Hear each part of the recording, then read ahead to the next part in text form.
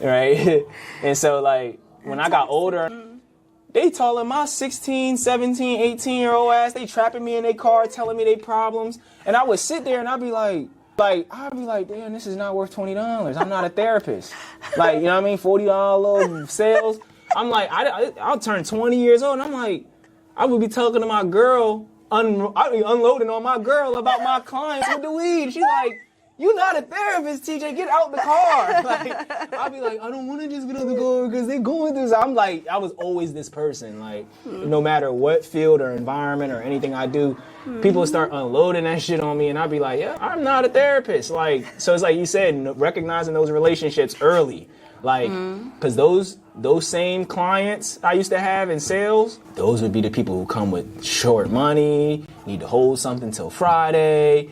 I talk to them in a year, they still arguing with the same people, working at the same place. Give me about the credit, same stuff. TJ. So it's like, I'm like, yeah, they didn't want to change. They just wanted to run my damn ear off, right, with their problems. So that's a super big one. So before we slide out, right, I like to do a segment where we make some Instagrammable content. I made that word up, Instagrammable. Did you? You know what I mean? So like, I'm gonna hit you with a question and then like, we gonna be like, these are the 3 tips to, like, for example, right? I'm gonna set them all up for you to promote your book eventually, right? So Thank you. What are 3 steps or 3 tools that are provided in your book about self-love, right? You could just start it off like that. These are the 3 steps or tools or advices or whatever you got. Can I go in it? Because I did write an 8-step. Go for it. Yeah, An 8-step.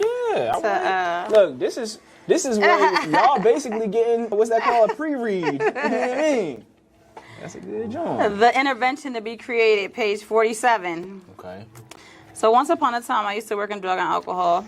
And as a therapist now, like I'm probably going to have some clients that, may or may not. So I did this with myself. So I wrote in this book, like, listen, you can't sue me if this don't work because I was doing this with myself. You have to do a research study to see if it works really with other people. So I didn't patent it and do all that other stuff. I didn't do no research study. It was with myself. So for me, the 8 steps of self-love is 1, God is love and his ways are true. His way to love is agape. He loves us no matter what. 2, I must love myself and what I expect others to love me. Yes. Right. 3, I deserve the love that I give so free. I deserve the love that I so freely gave to others. 4, I must create boundaries to protect myself from other people. 5, I must put in the proper time, energy, and effort that it will take to love myself more. Because I had to do it more. Put that time in, right. Yes, like anything else, you got to put time in and love yourself. 6, loving myself more equals change. And that means that some of my relationships will be different. We just talked about that. 7, I should not sabotage the work that I am doing on myself no matter what happens. No give up. You fall down 7, you get up 8.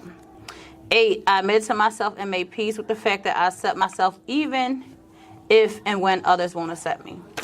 That's a good job. 8 steps of self-love. Okay, and so what are a few misconceptions of single life? Single life? Hit us with a couple misconceptions then. All single people are not lonely and thirsty, hungry, plotting to tear your relationship apart. Like, understand this, right? I said it multiple times. In this book, I wrote that I understand I was the common denominator in my 5 relationships with my ex-boyfriends, but that doesn't mean they weren't a problem too. Understand this. Just because somebody is single and they say something about your relationship, that doesn't mean they're jealous and they want to tear you apart. Me being someone that not only had toxic relationships, friends, ex-friends with benefitships, right, like it was in every area, in every relationship in my life besides with my family, but it was in every area of my life outside of my family. It's like me experiencing that. Know that you can recognize it. It's just like going to school and you learn something. You didn't unlearn it. You learn how to recognize it. Like we learned like the color is yellow. Like however we learned that the color was yellow or that red is red or pink is pink. Yeah. It's just like you just learn it. So it's like just because I'm single and I look at somebody's relationship and it's toxic. One of my professors asked me in undergrad. She said, she asked the whole class and I was the only one to answer. She said, "How do you know when it's time to leave a relationship?" I said, when the tears outweigh the smiles. So if you're crying and unhappy and miserable more, I'm not talking about a phase. I've been in 2 long-term relationships. I've been in a 12-year relationship. I've been in a 4-year relationship. So I'm not talking about a phase like a rough patch because, long-term, even short-term relationships can go to a rough patch. Depending on who you with and what's going on with them. But I'm talking about consistently. Year after year after year after year, day after day, month after month, hour after hour. Like, I'm talking about consistent. Yeah. This is what it is. It's time to go. Like, stop trying to think like your single friends is jealous.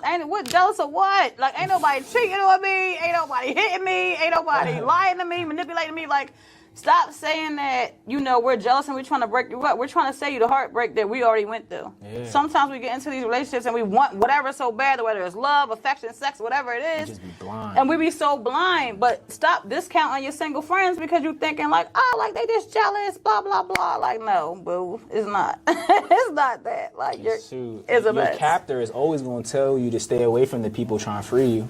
Indeed. But it's like on the back of your character always going to say, oh, it's because she's single, she's miserable, she's lonely. Your captor going to always be like, stay away from the person with the key. You know? Yeah, no, that's a fact. 1, 2, people that are in a relationship, like, for you people that are in toxic relationships, listen, keep your others, like, keep whatever's going on in your household. Like, I had a situation where somebody hit me up because I was friends with their husband, and I was like, Facebook create the heart whenever they create the heart. Like, I'm a real loving person. I always throw up the heart. Like, I tell people I love them. So it was like every picture, even with pictures of him and her, like, I will heart it. Right. And she had an issue. She straight DM'd me, like, I find it crazy that you keep hearting everything my husband like. If she saw me hearting everything that her husband posts, my bad. Yeah. If she found me hearting everything that her husband posts and all of my pages are, like, wide open, she could clearly see that I was hearting everything else my other friends post. Wow. So it's like, how crazy do you sound? Clearly didn't take the time to look. Yeah, how crazy did this sound? Like, if you know what I mean? Well, she DM'd me, so I don't even know if she had, like, his stuff to break into his stuff to see. Like, ain't nothing. It was nothing. He would put up a pic, even if it was with her, kids, whatever, and I would heart it. So it's like, stop being out here making yourself look crazy because of something that he or she did. Like, if they keep cheating on y'all or y'all just insecure, like, stop thinking like, oh, it's the single one that's out here trying to pull them away. Like, no, that's all you. Because if they got you acting like that, I don't want it. Shoot first, ask questions later. I don't want it. I'm good. That's all you. So, number 2, like, that's for all you people that, know that recognize that you're in a toxic or not so good relationship, whatever, blah, blah, blah, blah. 3, you got work to do. Like, when you're single, your whole entire life is not just, oh, I'm looking for my wife, I'm looking for my husband. Like, you got work to do for God. Like, God put gifts in all of us. He gave us purpose. That's why we're here. Like, that's why he put us here on earth to carry out what it is he wants us to carry out. His gifts to stir up our gifts and to carry out his purpose in our own unique way, however he made us. So it's like your whole entire being isn't just chasing love, like romantic love. That's not it. That's not the move. Like, such a powerful sentiment. Until they come, like, look at your gifts. Look at what you're really good at, and start like cultivating that gift. Start watering that gift. Start and seek God. Like, for those of you that believe in God, like, start praying and see like what it is he wants you to do, because it's like your whole entire. I used to be that person as a teenager. Like, I used to be that person. Like, my boyfriend was everything. Like, I was cutting school. I got kicked out of high school. Like, I got kicked out. My mom had to bring me back. They reinstated me, and I got kicked out again because I kept cutting. Like, my boyfriend was my everything. Everything. Yeah.